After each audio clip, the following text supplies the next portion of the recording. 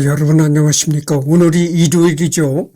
2025년 11월 18일 오전 10시 57분을 지나가고 있습니다. 그러니까 3분 전 11시를 가리키고 있네요. 이번에는 전번에는 내가 동양 철학자 주자를 했잖아요. 그래서 동양 철학자를 하다 보니까 이번에는 서양 철학자를 해야 되겠다 이런 생각이 들더라고요. 그래서 이번에는 헤겔을 이제 하도록 하겠습니다. 게오르크 빌헬름 프리드리히 헤겔. 그래서 전번 시간에 내가 얘기했듯이 이 헤겔이 만든 이론 중에 변증법적 유물론이라는 그런 이론이 있습니다. 이 이론이 변증법적 유물론이라는 이름이 공산주의 이론에 이용이 됐다. 그런 얘기를 했습니다. 그래서 여기 보면은 서양 철학사가 나옵니다. 그러니까 서양 철학의 역사, 서양 철학이 어떻게 발전이 되어 있는가. 발전사를 이제 우선은 해결을 하기 전에 서양 철학사부터 짚어보고 넘어가도록 하겠습니다. 이게 상당히 분량이 많아요, 자료가. 그래서 단순히 해결만 하는 것이 아니고 이 서양 철학사까지 다루면은 상당히 자료 분량이 상당히 많습니다. 그래서 이 해결은 상당히 오래 가리라고 생각합니다. 그리고 오래 가더라도 여러분, 보는 사람도 없어요. 내가 늘 그러잖아요. 내 유튜브 보는 사람이 있겠어요? 그냥 그냥 취미라는 거예요. 보든 안 보든 그건 자유예요. 내가 억지로 구독 눌러주시오, 조회수 눌러주시오. 내가 여러분들한테 애원한 적이 없잖아요. 그러잖아요. 보든 안 보든 여러분들이 자유지 내가 어떻게 하겠어요. 보면 고맙고 안 봐줘도 상관이 없는 그런 유튜브가 바로 이승열이가 하는 유튜브다. 이렇게 말씀을 드립니다. 그래서 나는 유튜브로 돈 번다. 내가 유튜브로 돈을 벌어서 살아가는 사람도 아니고 직업적인 유튜브도 아니고 그러니까 조회수가 1명이든 제로든 계속 할 수 있는 거죠. 만약에 내가 직업적으로 유튜브를 하는 사람 같았으면 벌써 못했을 것입니다. 서양의 철학사를 다룬 문서, 즉 고대 그리스를 뿌리로 삼아 유럽, 북아프리카, 서아시아 등을 중심으로 전개된 철학적 전통을 다룬다. 그거죠. 그러니까 철학의 발전사죠. 서양 철학사의 주요한 질문들. 그러니까 전번에 아까도 방금 전에도 내가 했지만 전번 시간에는 동양 철학자 주자를 했지만 이번에 이제 본격적으로 서양 철학자를 이제 말을 하는 겁니다. 그러니까 지금 내가 하는 거는 서양 철학이 어떻게 발전되어 왔는가를 이제 탐독해 보는 거죠. 그냥 무작정 철학사를 읽어 내려가기보다는 서양 철학사의 주요한 질문들은 무엇인가, 철학자들이 답하고자 했던 문제는 무엇인가를 염두에 두는 것이 더 유용하다는 견해가 있다. 어떤 시각에 따르자면 철학사의 가장 주요한 3가지 질문은 다음과 같다. 형이상학. 이제 철학사에서 가장 중요시 되는 3가지 단어가 있다 이거죠. 형이상학, 인식론, 윤리학이 있다. 형이상학은 존재한다는 것은 과연 무엇이며 세계는 어떻게 설명될 수 있는가. 이 형이상학에 관해서 조금 더 얘기를 해드리겠습니다.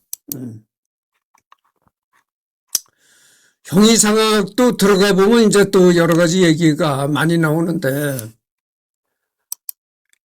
일이 자꾸 또 들어가면 한없이 길어지는 거죠. 여러분들 해결만 평생 할 겁니까?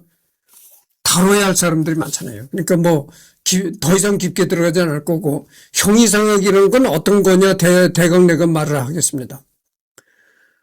철학에서는 형이상학과 형이하학 2가지로 이제 분류를 합니다.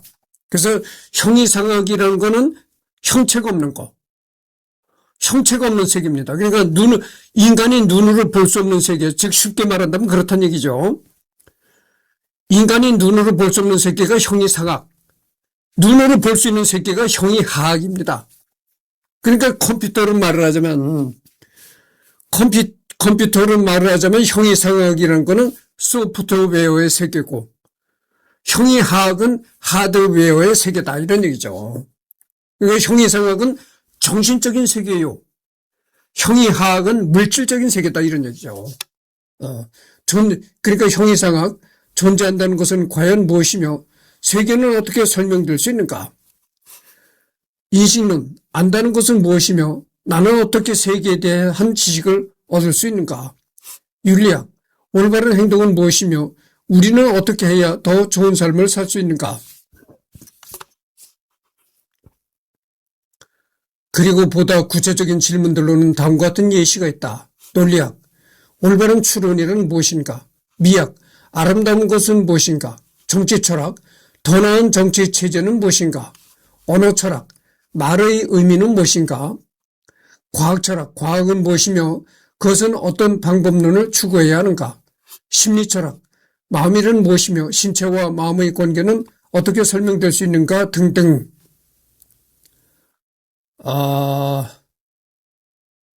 철학사의 많은 부분은 이러한 질문을 중심으로 이루어지고 있다. 하지만 이러한 방법에 대한 논란도 있는 것이 이러한 현대의 기준에서 철학사를 재단하는 것이 부적절하다는 지적이 가능하기 때문이다. 그 논란에 대해서는 철학사 문서를 참조하기 바란다. 특히 역사주의적인 전통화에서 철학에 접근하는 사람들, 즉 철학사라는 것이 사상사 혹은 지성사와 무관한 것이 아니며 그런 콘테스트 하에서만 옛 철학자들의 저작을 온당하게 이해할 수 있다는 입장에 있는 사람들에게서 현대적인 철학의 분과에 맞춰서 철학사를 읽으라는 것은 부적절한 것으로 느껴질 것이다. 다만 이러한 입장에서도 여기서 이러한 철학사의 전통적 질문들을 제시하는 까닭은 온당한 이해를 위해서라기보다는 이제 막 철학사에 입문하려는 사람들이 철학은 무엇에 답하고자 해왔는가에 대해 짐작할 수 있도록 돕기 위함이라 이해해 볼 수 있다.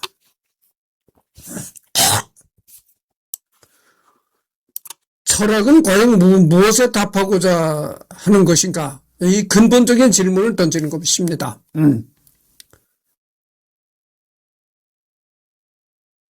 여러분 말이죠. 철학이라고 하면 우리 서민의 입장에서는 먹고 살기 어려운 서민의 입장에서는 그 쓰잘데없는 짓거리 이럴 것입니다. 이렇게 생각하는 사람들이 많아요.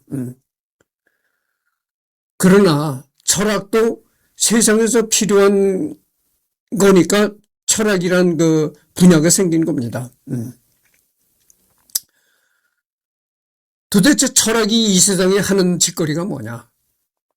경제학 같은 경우는 우리가 먹고 사는 경제에 관한 거를 연구하는 학문이고, 공학 같은 경우에는 무슨 기계를 연구해서 만드는 학문, 다 현실에서 쓸데가 있어 보여. 근데 이놈의 철학이라는 거는 이거는 뭐 맨날 이것만 놀린다 이거지, 입만 놀리고 이론만 판다 이거죠. 그래가지고 저렇게 이론만 파가지고 그것이 실생활에서 어떤 득을 보는 게 있느냐. 그래가지고 철학은 쓸데없는 짓거리다. 쓸데없는 학문이다. 이렇게 여기는 특히 이 이승열이 같이 이렇게 서민 계층에서 그런 얘기를 많이 합니다. 그러니까 먹고 살기 급급하고 당장 돈벌이와 연결이 되고 실생활에서 이렇게 연결이 되는 학문이래야지. 이론만 가지고 되게 세상 일이 되느냐. 그래서 철학 같은 거는 쓸데없는 짓거리다. 이렇게 생각하는 사람들이 있는데, 그렇지 않아요. 반드시 학문이라는 거는 다 필요하니까 그런 학문이 생긴 겁니다. 그렇다는 걸 말씀드립니다. 철학 이전의 시대. 그래서 내가 이거를 얘기하고 싶은 게 철학이라는 거는 그 고대 그리스 시대에도 철학이 있었어요. 그래서 내가 고대 그리스 지금은 철학과 수학은 완전히 분류가 분류를 다르게 봅니다. 근데 고대 그리스 시대에는 이 수학자가 철학자이기도 했다. 그런 말을 내가 한 적이 있습니다.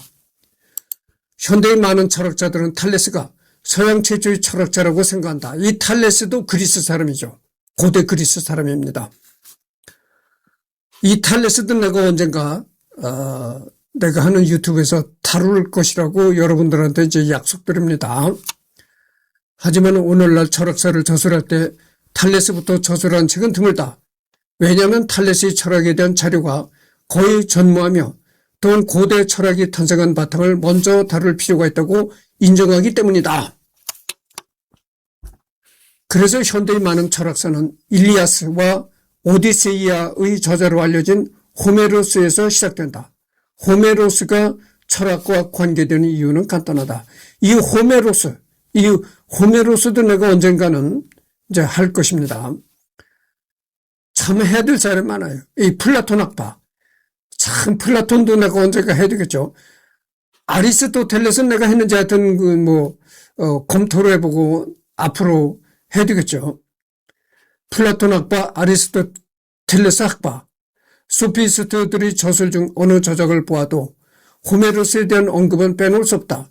그 철학자들이 호메로스에게 동의하는가 아닌가는 이미 문제되지 않는다. 이는 고대 그리스 당시 호메로스 외에 접할 텍스트가 없었기 때문이다. 그리스에서 이루어진 고대 철학을 주도한 학자들은 모두 호메로스를 접하지 않을 수 없었다. 이런 점에서 호메로스는 모든 그리스인 나아가 모든 서양인들의 스승인 것이다.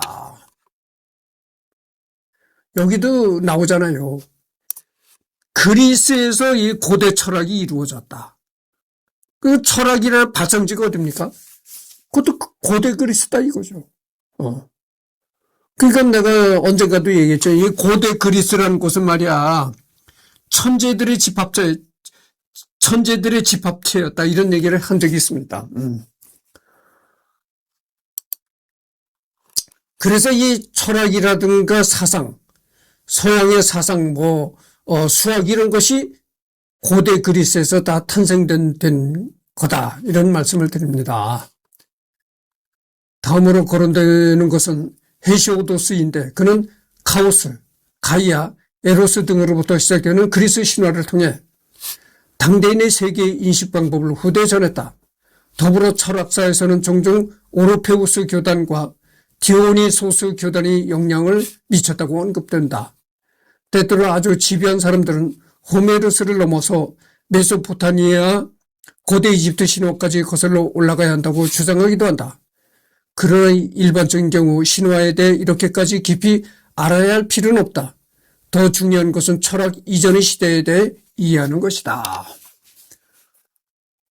철학 이전의 시대. 지금 얘기하는 게 철학 이전의 시대를 얘기하는 거잖아요. 철학이라는 것이 태동하기 이전의 시대를 얘기하는 거죠. 그래서 철학이라는 것이 태동하기 이전에는 이 신화도 왜 그리스 신화가 또 유명하잖아요. 뭘 얘기를 하면 꼭 그리스가 나올 수밖에 없는 겁니다. 이제 서양 얘기를 하다 보면 그리스가 나올 수밖에 없는 거예요. 그래서 철학이라는 것이 태동되기 전에는 이렇게 신화가 주류를 이뤘다. 이런 얘기입니다. 이제 철학 이전, 즉 이성을 갖다가 이제 로고스라고 하죠. 철학 이전, 즉 이성 이전의 시대는 바로 신화의 시대를 뜻한다. 그러니까 로고스 이전에는 신화의 시대다. 철학이라는 건 곧 이성의 시대를 얘기하는 거고, 철학이라는 것이 생성이 되기 전에는 신화가 주류를 이루던 그런 시대였다. 재미있게도 이성과 신화라는 단어는 모두 말이라는 어원을 지니고 있는데 세계에 대해 설명하는 말이라는 점에서 두 단어는 공통점을 갖는다. 신화란 이성적 세계관이 자리 잡기 이전에 고대인들이 세계의 자연 법칙을 설명하던 방식인 것이다. 철학 사가들은 자연 앞에서 무력했던 인간이 자연에 대해 거둔 첫 승리가 바로 신화라고 말하기도 한다. 아리스토텔레스는 신화를 공부하는 자가 바로 철학하는 자라고 표현했으며 아도르노는 계명사상의 근거를 신화에서 찾고 있기도 하다. 그러나 신화가 구전되어 오는 말을 뜻한다면 이성은 따져서 묻는 말을 뜻하며 두 세계관은 결국 결정적인 충돌을 이야기할 수밖에 없다. 그러면 이성의 세계와 신화의 세계는 어떻게 다를까요? 신화의 세계는 어떻게 보면 이 신화의 세계라는 것은, 신화라는 것은 비합리적인 얘기입니다. 비합리적인 얘기다. 그러나 그 철학의 세계라는 것은 이것은 합리적인 세계다 이런 얘기죠. 뭘 자꾸 따져. 그래서 여기도 나오잖아요. 따져서 묻는 말. 이것이 철학의 정신이다 이런 얘기입니다. 그러니까 뭘 얘기를 하면 자꾸 이제 이론을 따지고 들어. 이렇게 자꾸 따지고 들어가는 그런 정신이 바로 철학의 정신이다 이런 얘기죠. 쉽게 말하면 그런 얘기가 되겠습니다. 이 신화의 세계라는 건 따지는 그런 세계가 아니야. 그잖아요. 우리나라도 뭐 단군 할아버지가 고조선을 세웠다. 그러면 그냥 단군 할아버지가 고조선을 세웠다고 뭐 알고 있는 것이지. 그걸 구태우고 따질 사람이 있나요?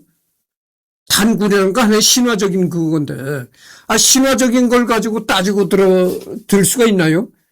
그러니까 이 따지고 들어가지 않는 세계가 바로 신화적인 세계예요. 따지고 자꾸 이론을 캐고 따지고 들어가는 세계가 철학의 세계다. 이런 얘기입니다.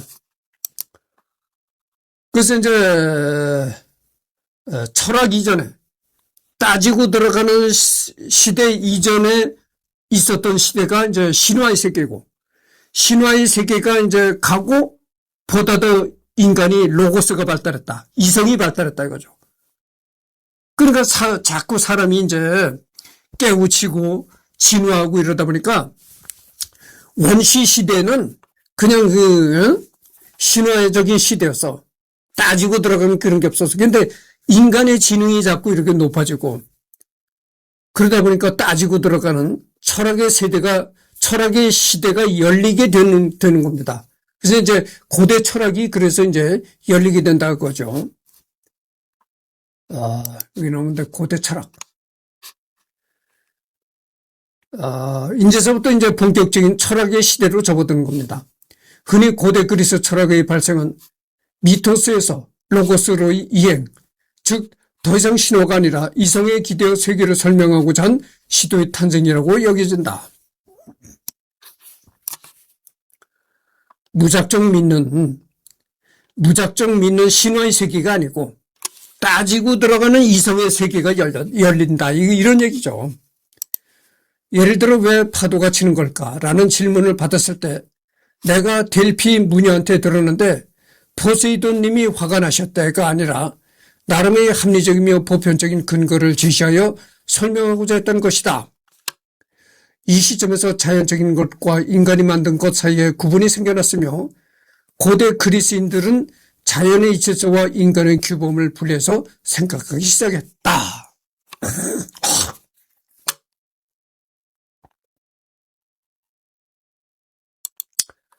이게 중요한 건데요.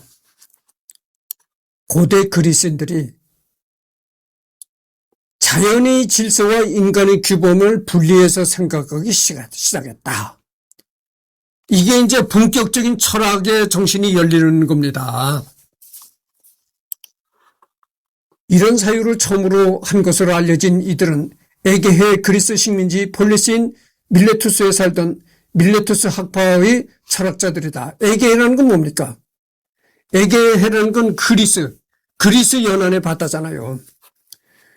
그 최초의 인물인 탈레스는 모든 것의 근본은 물이다는 설명을 제시한 것으로 전해진다. 이게 포세이돈을 들먹이는 것과 무엇이 다른가? 철학사가들은 의인화된 신인 포세이돈을 들먹이는 것과 달리 탈레스는 어떤 하나의 항구적이면서도 보편적인 근본을 세계의 원리로 제시한 점에서 차이가 있다고 본다. 즉 우리가 관찰하는 자연 현상을 더 이상 신의 변덕 탓을 할 수 없게 된 것이다. 이런 이유 때문에 아리스토텔레스는 철학의 아버지라는 칭호를 탈레스에게 붙였다.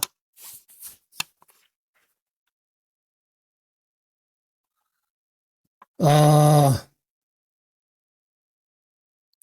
탈레스가 만물의 근원을 즉 규정성을 갖는 구체적 개별체에서 찾았다면 아낙시만드로스는 만물의 근원을 규정되지 않는 것, 다시 말해 무규정자라고 생각했다. 그러나 순수한 무규정자에서 만물의 근원을 찾는 것은 공허한 것으로 구체적인 개별자에 관한 문제와 종합될 필요가 있었으며 이를 이루어낸 것이 이후 플라톤의 이데아론이라고 할 수 있겠다.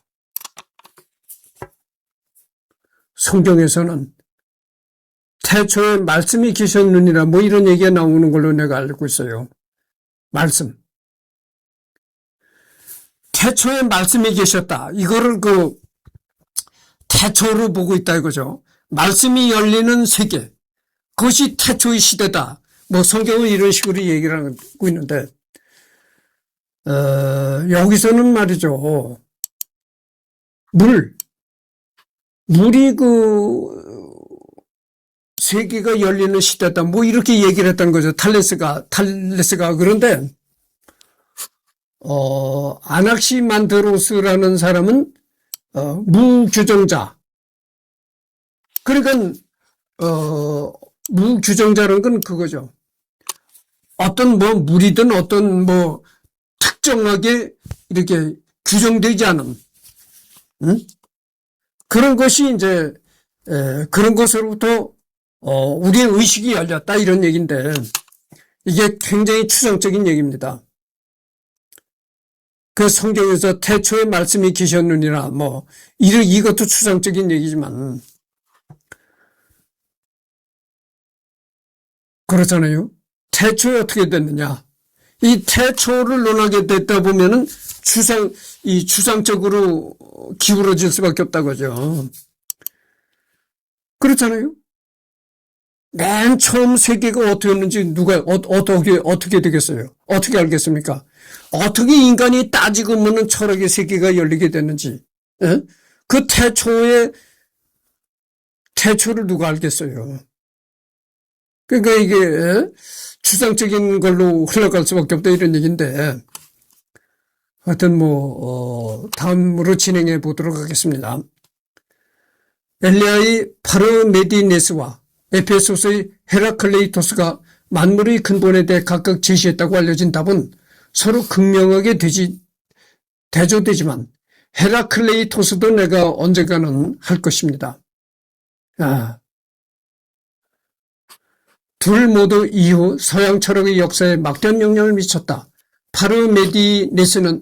파르메니데스는 만물의 근본이 존재이며 곧 만물이 다양한 것으로 이루어지며 또한 변화한다는 것은 그저 겉모습에 불과할 뿐이라는 결례를 피력했다.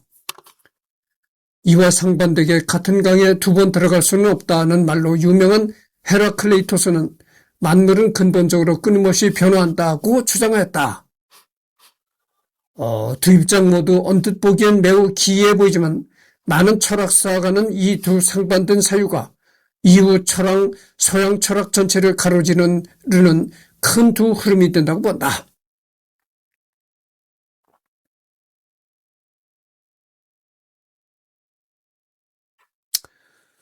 여기서 중요한 얘기가 나오는데 이런 얘기가 나옵니다. 만물은 헤라클레이토스라는 철학자는 이렇게 얘기를 했다는 거죠. 만물은 근본적으로 끊임없이 변화한다. 이렇게 얘기를 했다는 겁니다. 변화. 변화라는 게 뭡니까? 영어 단어로 말하면 change다 그죠? change. 바뀌어진다 이거예요. change. 그래서 우리 동양 철학에도 주역이라는 게 있습니다. 주역. 그 주역에 한문으로 역자거든요. 바뀔 역자입니다. 바뀔 역자. 그래서 이제 주역을 영어로 번역을 하면 change가 나옵니다. change라는 거예요. change로 번역이 되는 거예요. 그래서 우리나라 동양, 중국 이렇게 한국 이런 동양에서 얘기하는 주역이 뭐냐면 주역 사상이 근본적인 원리가 그겁니다.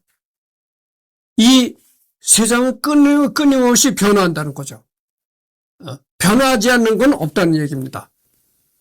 그런 사상을 담고 있는 게 바로 주역입니다. 그래서 이제 역이라는 게 한문으로 바뀔 역자를 쓰는 거죠. 그래서 영어로 주역을 얘기할 땐 change라고 번역을 한다 이거죠.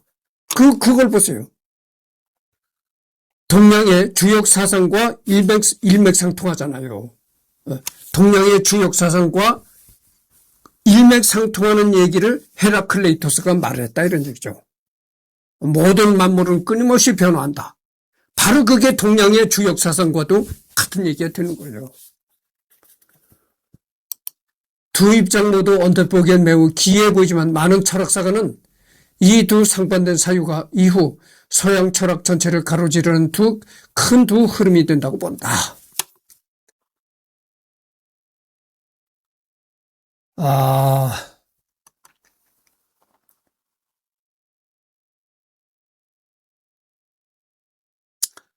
그래서 동양 철학뿐만이 아니고 서양 철학에서도 이렇게 변화라는 것은 서양 철학에서도 변화라는 것은 큰 서양 철학의 흐름을 만든 물줄기를 만든 논제가 되었다 이런 얘기죠. 한편 본토 그리스 유망한 폴리스였던 아테네에서는 민주정이 발달하여 영향력 있는 정치가가 되고 싶으면 말솜씨가 뛰어나야만 했다. 이런 수요에 부응하기 위해 변론술과 수학 등을 돈을 받고 가르치는 지혜로운 자들, 즉 소피스트들이 등장했다. 오직 신뢰에만 매달릴 뿐인 소피스트들의 행태는 당시 아테네에서 종종 경원시 되었지만 현대의 철학사가들은 소피스트들 덕분에 철학의 관심이 자연에 머무르지 않고 인간으로 넓혀졌다는 평가를 내리기도 한다. 그리스에서 고대 그리스의 그 모든 문화의 집중지였던 그 아테네는 거기서 이제 민주정이 발달했다 이거죠. 민주정치가 거기서 발달했다. 그런데 그렇게 민주정치가 거기서 이제 태동이 됐다 이런 얘기인데 민주정치가 민주정치라는 게 뭡니까? 다수의 백성들이 모여서 의견을 이렇게 종합하고 그 종합된 의견에 따라서 이제 정치를 해나가는 것이 민주정이잖아요. 그러다 보니까 어떻게 되겠어요? 대중들 앞에 호소하는 연설가가 등장하기 시작했다 이런 얘기거든. 그러면 여론을 일으키려면 다수의 민중들한테 여론을 환기시키고 일으키려면은 민중들 앞에서 연설을 잘해야 된다. 그게 이제 민주정치의 가장 핵심이죠. 모든 대중들 앞에 연설을 해서 대중들의 지지를 얻고 마음을 얻어야 된다. 이런 건데 그러다 보니까 민주정치에서 가장 중요한 게 대중들 앞에 나서서 연설하는 연설 능력이 가장 이제 중요시 되었다 이런 얘기죠. 그래서 이제 연설이라는 게 그렇게 중요시 되다 보니까 이 고대 그리스에서도 돈 받고 연설해주는 걸 이제 돈을 받고 가르치는 요즘 말로 하면 무슨 웅변학원처럼 그런 게 유행하게 됐다가죠. 응? 그게 긍정적으로 보면은 그렇게 돈 받고 웅변 기술을 이제 갈고 닦아주는 그런 거에 의해서 철학의 논제가 자연에 머무르지 않고 인간으로 넓혀졌다 이런 얘기입니다. 그러니까 철학의 관점이 자연 현상만을 관찰하는 관점에서 보다 더 인간적인 관점으로 철학의 관점이 확장이 됐다 이런 얘기죠. 그렇게 돈을 받고 웅변을 가르치는 우리 지금 현대 말로 하자면은 웅변학원 같이 이렇게 그런 업자들로 인해서 이 철학이라는 학문이 자연에만 관심을 가졌던 것에서 벗어나서 보다 더 인간적인 대로 철학에 관심이 넓혀졌다 이런 얘기가 되는 겁니다. 이게 참 재미난 얘기. 재미나면서도 이게 참 철학이 태동하면서 발전하게 되는 그런 중요한 얘기들이 나오는 겁니다. 지금 30분을 경과했습니다. 한 10분만 더 해야 되겠습니다. 이런 소피스트들의 행태에 반기를 들었던 대표적인 인물 중 하나가 바로 소크라테스였다. 소크라테스가 너무 유명하잖아요. 너 자신을 알라. 이렇게 지혜로운 자, 소피스트가 아니라 지혜를 사랑하는 자라고 자처했던 소크라테스는 아테네의 아고라와 시장 바닥을 돌아다니며 지혜롭다고 알려진 사람들과 토론을 벌였고 생전 단 하나의 저작도 남기지 않았음에도 불구하고 그런 소크라테스의 모습은 철학이 무엇인지, 철학자는 어떤 사람인지에 관한 표본이 되었다. 이를테면 배부른 돼지보다는 배고픈 소크라테스가 낫다 같은 격언이 이를 잘 보여준다. 펠로폰네소스 전쟁과 30인 참조정 시기 등 정치적 격변기를 거치는 과정에서 아테네의 부조리한 면모를 꼬집는 아테네의 등해로 활동했던 소크라테스는 결국 사형 선고를 받고 독약을 마셨지만 그의 유산은 그의 위대한 제자들에게 이어졌다.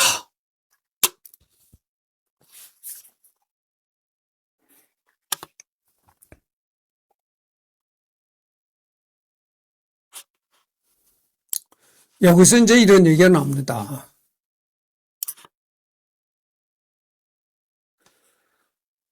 배부른 돼지보다는 배고픈 소크라테스가 낫다.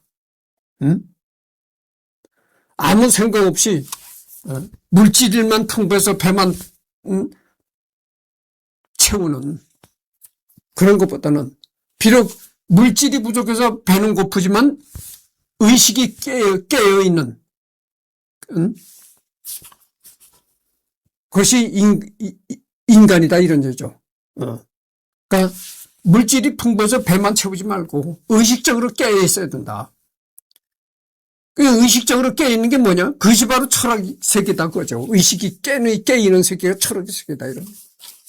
쉽게 말하면 그런 얘기가 되겠어요. 소크라테스는 대화를 통해 상대가 자신의 모습을 깨닫게 하는 변증법을 처음으로 고안했으며 이 변증법이라는 얘기가 벌써 소크라테스에 등장하는 겁니다. 변증법. 그래서 내가 그 해겔의 변증법적 유물론이라는 해겔이 그런 이론을 만들었거든요. 그 해겔이 만든 변증법적 유물론이라는 이름이 공산주의 이론에 이용이 됐다. 그런 말을 한 적이 있습니다. 그래서 그런데 이 변증법이라는 게 해겔 이전에 벌써 소크라테스 시대에 변증법이라는 게 있었다 이런 얘기죠. 또한 서양 철학의 근본적인 화두이면서도 결코 그 답을 찾을 수 없는 문제들을 제시했다. 플라톤이 묘사하는 소크라테스의 대화편에서 소크라테스는 명쾌한 해답을 제시하는 경우가 없으며 책의 중심이 되는 주제는 언제나 미국의 상태에 빠지면서 끝난다. 이 미국은 인간이 끊임없이 질문하지만 그 해답은 주어질 수 없는 난제들로 현대 철학에서까지 이른바 실존의 부조리로 언급되고 있다.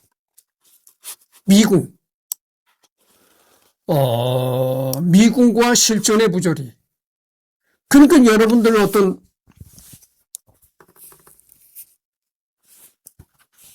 이게 뭐야? 이렇게 물으면 그게 휴지지. 딱 답이 나오는 거란 말이죠.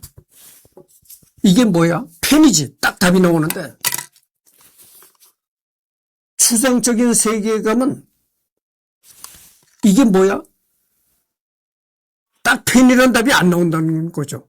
그게 바로 추상적인 세계다 이거죠. 그거를 쉽게 말해서 미궁의 세계다. 실존의 부조리다 이런 얘기죠. 그래서 우리가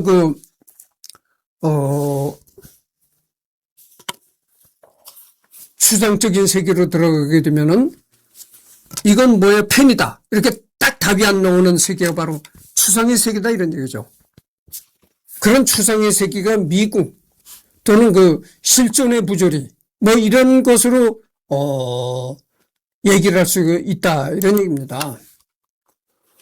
소크라테스의 직계 제자 중 하나인 플라톤은 자신의 스승을 비롯한 이전 철학자들을 계승하여 우주 그리고 인간 등에 관하여 방대한 철학적 사유를 남겼다. 서양 철학은 플라톤에 대해 각주에 불과하다는 엘프리드 노스 화이트의 헤드 어록에서 나타나듯 이런 방대한 사유는 플라톤에 찬성하건 반대하건 이후 서양 철학 전반의 기틀이 되었다.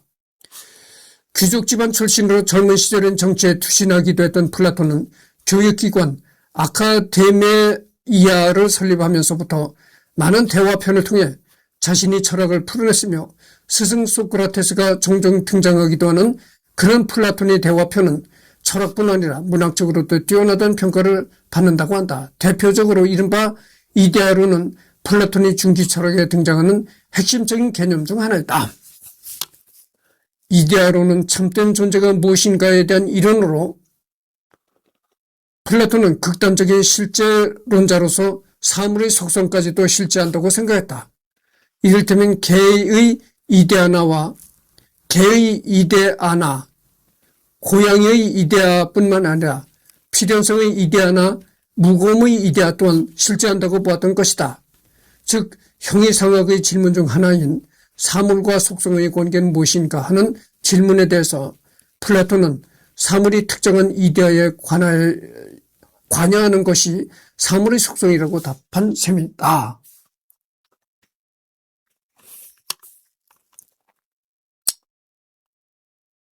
지금 36분을 경고했습니다. 또한 플라톤의 사상은 초기 기독교 교리의 형성에 큰 영향을 미쳤다. 그는 영혼의 불멸이라는 개념을 믿었으며 또한 낭만적이고 초월적인 철학을 설파했다. 중세 철학 때 철학은 플라톤 사상의 상당 부분 영향을 받았으며 교부 철학의 이론적 토대는 플라톤주의가 추적을 담당했다.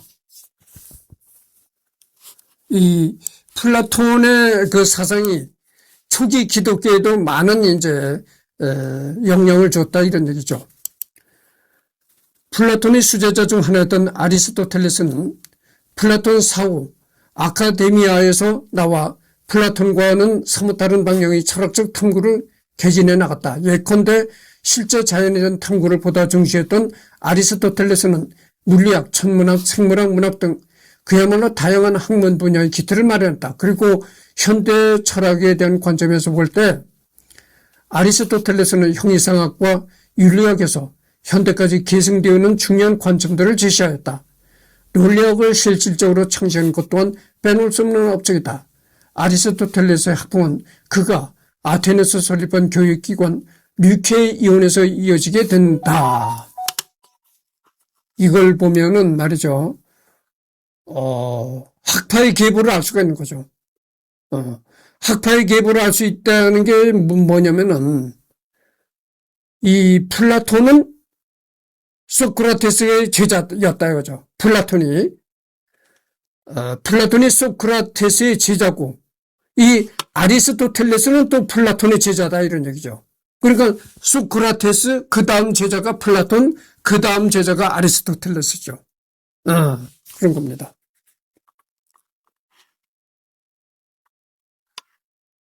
이후 헬레니즘 시대와 및 고대 로마 시대 동안 아카데미아와 류케이온 등에서 양성된 철학자들을 비롯하여 이전 철학자들의 영향을 계승한 다양한 철학자들 및 철학 사조들이 등장하고 번성했다.